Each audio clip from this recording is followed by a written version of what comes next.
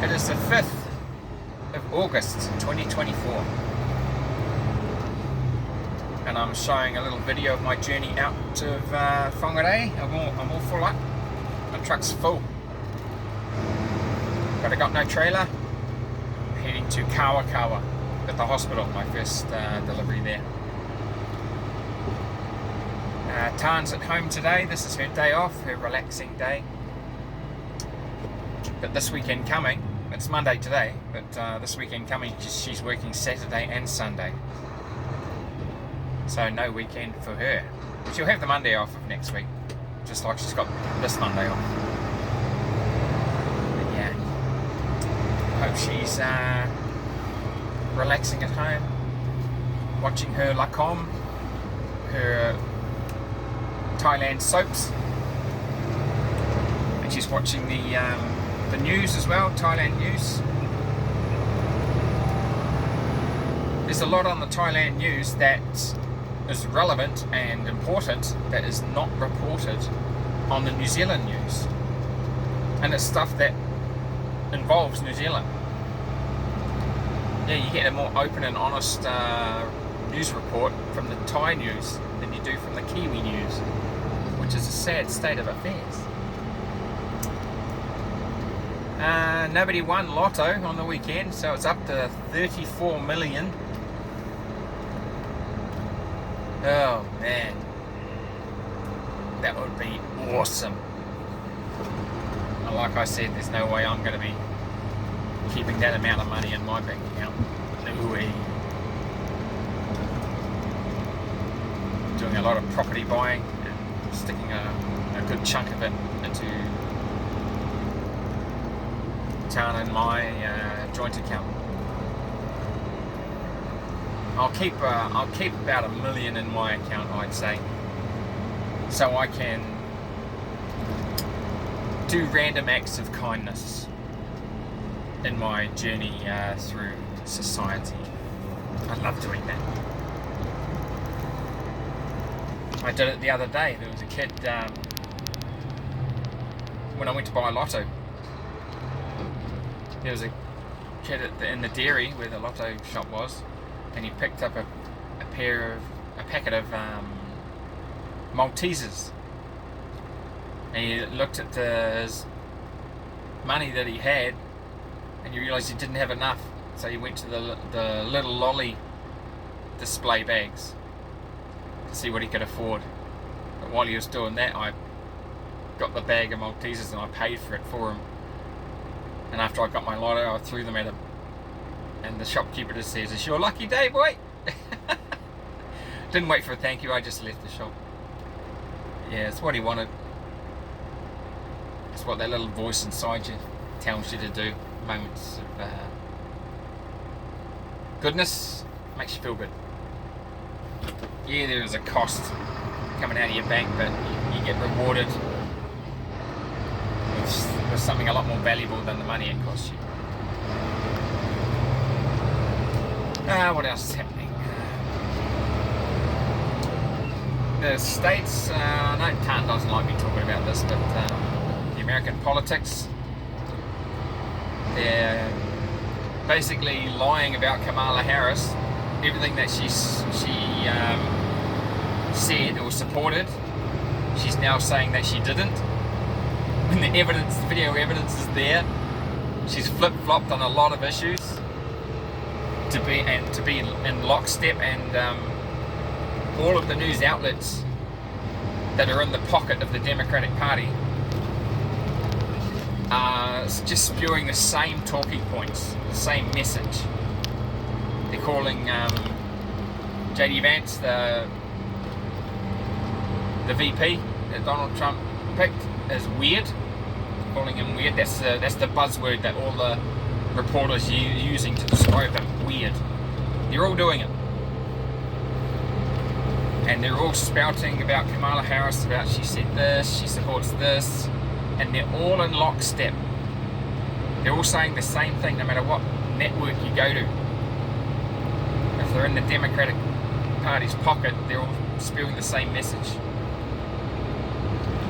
I think if enough people say the same thing, people are going to start to believe it.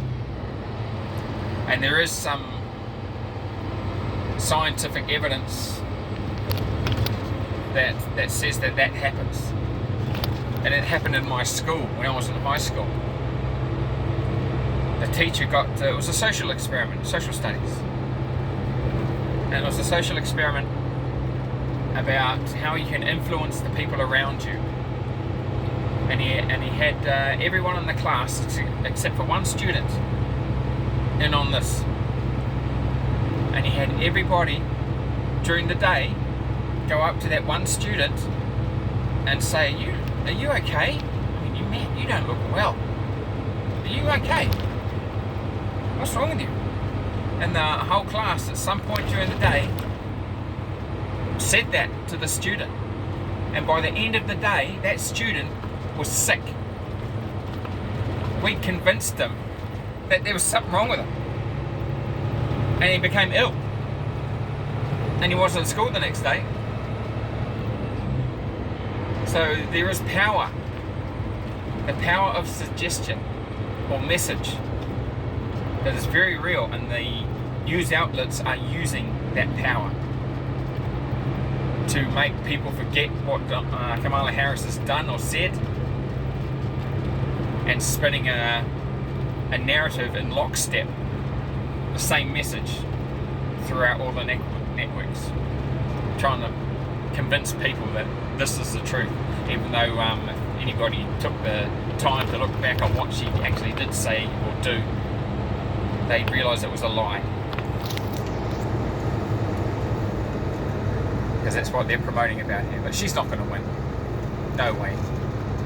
The only reason they put her up was because no other Democrat wanted to put their name forward to lose to Donald Trump. Nobody wanted to run a race they knew they were going to lose. So who could we choose, they thought, that we don't care about losing to Donald Trump? And hey, Kamala Harris, who nobody liked in her own party, they put her name forward. And her ego was stroked by that, and she embraced it, but she doesn't know that she's being played for a fool. They're still spinning the odds, trying to get her elected, and they'd be happy if she is elected, but they know she's not going to be. And nobody wanted to lose to Donald Trump on their first presidential election run.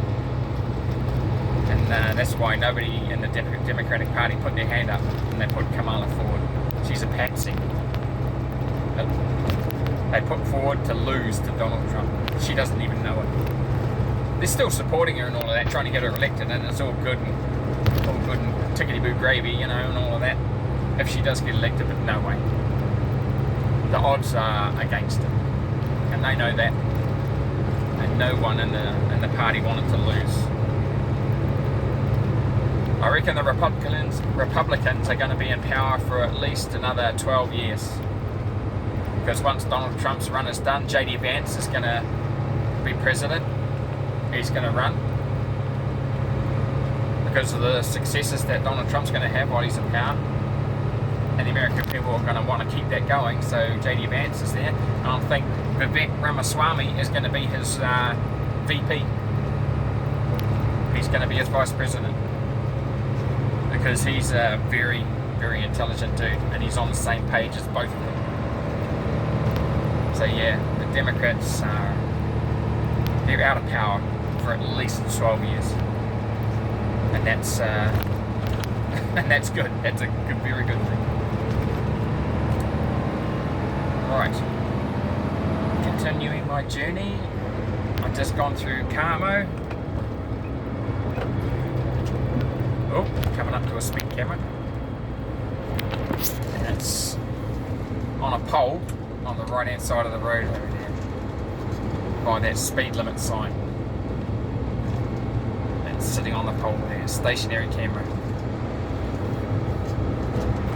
And if I forget it's there, as I sometimes do, I'm either lucky or unlucky if I'm going faster than 80 k's. So hopefully I remember from this moment forward.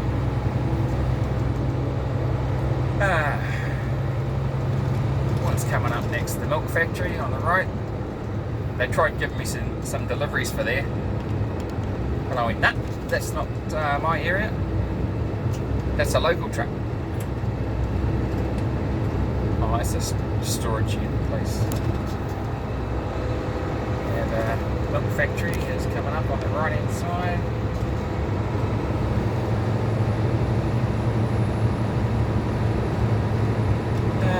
It's not a very chilly morning this morning. All the rain that we've had has warmed everything up, and I'm not complaining. It's just an observation, but I'm not looking forward to the end of this month and the start of next month, because my hay fever will start to increase with the amount of pollen that is blown around in the air. So I don't get hay fever in Australia, not a bit of it. First breath of New Zealand air off the plane, bang, hay fever. I don't know, I've never been to Thailand. Hopefully next year when Tana and I go, I will find out if I get hay fever. Tana never got hay fever in all of her years living in Thailand, but she started getting hay fever when she moved to New Zealand. So that's hopefully the case with me. I don't get it in Thailand. Looking forward to that trip, man. Oh.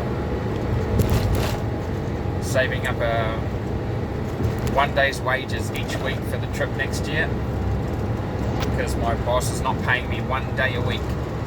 He's reduced my hours because business is really slow because of the recession. But once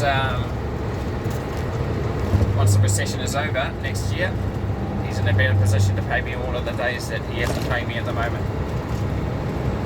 So that'll be a nice cash injection for Tana and I's trip to Thailand. I've got a weigh station coming up on the left here. Hopefully they're not open. I've got all my DG paperwork and all of that, and everything's tied down, so it's just a delay. It's just the delay that eats up the time of the day that I need to do my deliveries. But it's going to be a quick day. Yeah, it's going to be a quick day. Which means I'll get home, spend time with Tan, because she's not working today. She's awesome, man. She looks after me like no other woman ever has.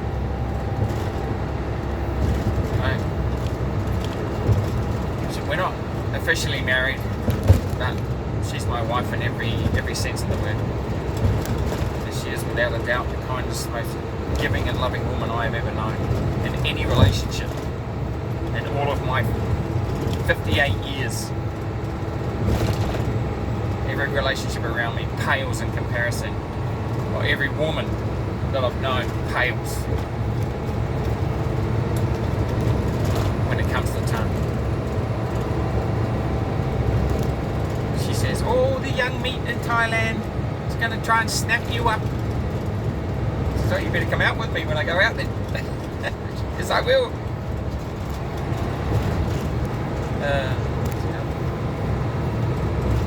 There are some beautiful women in Thailand. Well, Asian women in general are more attractive than European women, I think, in my opinion. Not just in looks, but in demeanour, in conduct in a relationship. You get some that have been too westernised, but they're easy to spot, I reckon, because they give less in a relationship, just like most Western women do. They're not as giving as they should be. They're not as committed, they're not as thoughtful, they're not as trusting as they should be.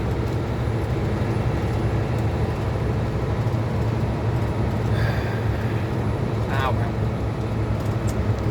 I'm lucky enough to have found the best woman on the planet for me, or for anyone. I'm just lucky enough to get her. to have her in my life. And I didn't try to get her, we just kind of fell together. It was so easy. Our relationship just fell together.